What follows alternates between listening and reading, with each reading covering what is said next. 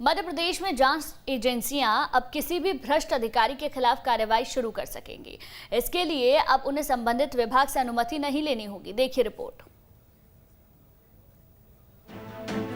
चौथी बार मध्य प्रदेश की कमान संभालने के बाद से ही सीएम शिवराज के तेवर बदले बदले दिख रहे हैं। करप्शन के खिलाफ सरकार लगातार जीरो टॉलरेंस की पॉलिसी पर आगे बढ़ रही है और अब भ्रष्टाचार के मामलों में जांच एजेंसियों को एक तरह से फ्री हैंड दे दिया गया है। दरअसल एमपी में करप्शन के खिलाफ भ्रष्टाचार निवारण अधिनियम 1988 है। सरकार ने अधिनियम से धारा 17A को हटा दिया है। अब जांच एजेंसियों को भ्रष्टाचार के खिलाफ फ्री हैंड मिल गया है। अब पहले की तरह भ्रष्ट अफसरों की जांच के लिए जांच एजेंसियों को संबंधित विभाग से अनुमति जरूरी नहीं रहेगी। पहले धारा 17A के तहत अफसरों की जांच के लिए उस विभाग की परमिशन जरूरी थी। बहरहाल इस पर बीजेपी कांग्रेस की क्या प्रतिक्रिया है, ये भी सुनिए। माननीय मुख्यमंत्री शिवराज सिंह चौहान जी स्पष्ट रूप से कह चुके हैं कि मध्य प्रदेश में भ्रष्टाचार के खिलाफ जीरो टॉलरेंस की पॉलिसी अपनाई जाएगी। आप पिछले 15 दिन के अखबारों को उठा के देख लीजिए, टीवी चैनलों को देख लीजिए, जितनी रेड लोकायुक्त ने डाली और उसमें बड़े बड़े अधिकारी पकड़ाए हैं, उनकी संपत्ति जब्त हुई है, लाखों रुपए बरामद हुए, तो कहीं ना कहीं लोकायुक्त को फ्री हैंड मध्य प्रदेश के मुख्यमंत्री ने दिया है। लोकायुक्त जैसी संस्थाओं को स्वतंत्रता मिलना चाहिए ताकि वो जांच भी कर सकें और अपराधियों को, भ्रष्टाचारियों को उजागर कर सकें। यह निर्णय सही है। इस तरह का निर्णय पहले ही नहीं होना चाहिए था। सियासी आरोप प्रत्यारोप अपनी जगह है, लेकिन हाल के दिनों में कुछ उदाहरण को ही देख ले तो शिवराज सरकार के तेवर का अंदाजा लगाना मुश्किल नहीं होगा। 15 जुलाई 2021 भू सर्वेक्षण पदाधिकारी मुनेंद्र कुमार दुबे के 4 ठिकानों पर छापा। छापेमारी में सोने की ईंट समेत करोड़ों की संपत्ति बरामद। 17 जुलाई 2021 इंदौर धार में लोकायुक्त छापा। इंजीनियर के घर छापेमारी की गई। इस दौरान आधा किलो सोना, 2.25 किलो चांदी और बेनामी संपत्ति का खुलासा हुआ। 26 जुलाई 2021 इंदौर में सहकारिता विभाग के सीनियर इंस्पेक्टर गिरफ्तार किए गए। इंस्पेक्टर प्रमोद तोमर पर 10,000 रुपए रिश्वत लेने का आरोप था। 28 जुलाई 2021 भोपाल में असिस्टेंट कमिश्नर आबकारी के खिलाफ केस दर्ज किया गया। बहरहाल शिवराज सरकार के मौजूदा कदम के बाद ये कहा जा सकता है कि धीरे धीरे ही सही Madhya Pradesh corruption free state की ओर कदम बढ़ा रहा है। Team news state.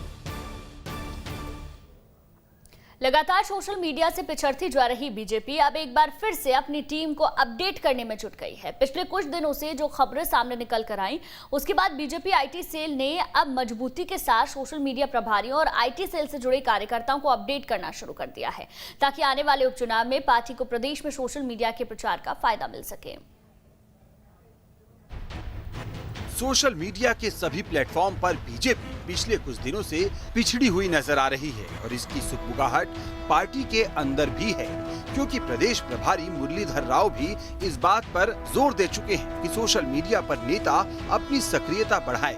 पार्टी के वरिष्ठ नेताओं के सामने जो आंकड़े निकल कर आए हैं, उसके मुताबिक बीजेपी के कई सांसद विधायक सोशल मीडिया पर अपडेट ही नहीं है और इसका नुकसान भी बीजेपी को दमोह उपचुनाव में भुगतना पड़ा था, क्योंकि बीजेपी के हर कार्यक्रम का जवाब कांग्रेस की आईटी सेल ने सोशल मीडिया के जरिए दिया था। लेकिन अब बीजेपी भी अपनी सोशल मीडिया को अपडेट करने में पुरजोर तरीके से जुट गई है। मुरलीधर राव के प्रदेश प्रभारी बनने के बाद सोशल मीडिया प्रभारियों की कई बार बैठक भी की जा चुकी है और बीजेपी सोशल मीडिया देखने वाले तमाम वर्कर्स को सरकार की हर एक योजना जनता तक कैसे पहुंच पाए और विपक्षी दल कांग्रेस के द्वारा लगातार किए जा रहे हमलों का जवाब नए तरीके से सोशल मीडिया के जरिए कैसे दें, इसके बारे में ट्रेनिंग भी दे रहे हैं। कोरोना संक्रमण के कारण कई नेता लोगों के बीच नहीं पहुंच पाए, जिसके चलते सरकार की ओर से शुरू की गई योजनाएं भी जनता तक नहीं पहुंची। उस समय बीजेपी के पास सोशल मीडिया एक अच्छा जरिया था, लेकिन जो रिपोर्ट निकल कर आई उसमें ये बताया गया कि सोशल मीडिया में बीजेपी एक्टिव कम रही और इसका फायदा कांग्रेस की आईटी सेल को मिला। हालांकि बीजेपी का दावा है कि मुख्यमंत्री शिवराज सिंह चौहान के जितने फॉलोअर्स हैं, उतने फॉलोअर्स मध्य प्रदेश में किसी भी नेता के नहीं है। अगर कोई सोचता है कि भारतीय जनता पार्टी और भारतीय जनता पार्टी के जनप्रतिनिधि सोशल मीडिया में पीछे हैं, तो मुझे लगता है उसको दृष्टि दोष है। हमारे नेता आदरणीय मुख्यमंत्री शिवराज सिंह चौहान जी का फेसबुक पेज और ट्विटर हैंडल पर जितनी फॉलोइंग है, उतने कांग्रेस के नेताओं के सभी अकाउंट को जोड़ लिया जाए तो भी कांग्रेस पीछे रहेगी। तो नेता की फॉलोइंग है, पार्टी की फॉलोइंग है, हमारे बाकी जो गैलेक्सी ऑफ लीडरशिप है वो उसके फॉलोइंग है, तो कांग्रेस तो दूर तक कहीं नहीं है। ये केवल हवाबाजी करते हैं, हवाबाजी से ना सोशल मीडिया चलता है और ना ही एक्चुअल दुनिया चलती है। वहीं कांग्रेस आईटी सेल भी बीजेपी की हर एक गतिविधियों पर अपनी नजर बनाए हुए है। कांग्रेस आईटी सेल ने भी दावा किया है कि मौजूदा वक्त में मध्य प्रदेश की कांग्रेस आईटी सेल को लोगों का समर्थन मिला है और ऐसे में बीजेपी कितनी भी बैठक कर ले, कांग्रेस आईटी सेल को मात नहीं दे पाएगी। जिस तरीके से जनता को भ्रमित कर कर सोशल मीडिया पे अपना आयाम बनाने की कोशिश करी थी, जनता ने सब नकार दिया है, क्योंकि पेट्रोल डीजल के दाम, बेरोजगारी, युवा आजकल इनके प्रति आक्रोशित है और आप देखते होंगे कि इसका रिजल्ट उन लोग को दिख रहा है। इसलिए उन लोग की मजबूरी है कि वो प्रभारियों की भी मीटिंग ले रहे हैं और सब कुछ कर रहे हैं, लेकिन इन सब से कुछ नहीं होगा। जनता और युवा सब समझ चुके हैं। एक समय था जब बीजेपी ने देश में सोशल मीडिया की आंधी से केंद्र में बहुमत की सरकार बना ली थी और सोशल मीडिया के ही जरिए प्रधानमंत्री की लोकप्रियता बढ़ाई थी। लेकिन वर्तमान समय में मध्य प्रदेश में सोशल मीडिया के मामले में बीजेपी जिस तरह से पिछड़ी है, उसके बाद अब बीजेपी कहीं न कहीं सबक ले रही है और एक बार फिर से अपनी सोशल मीडिया को मजबूत करने में जुट गई है।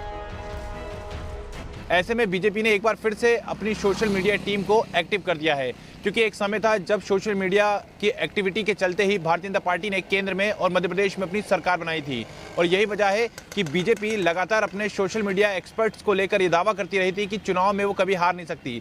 लेकिन पिछले कुछ दिनों से जिस प्रकार से बीजेपी सोशल मीडिया से पिछड़ी हुई है, उसने कहीं ना कहीं पार्टी को ही चिंता में डाला है। और यही वजह है कि लगातार बैठकों के माध्यम से बीजेपी अपनी सोशल मीडिया को अपडेट करने में लग गई है।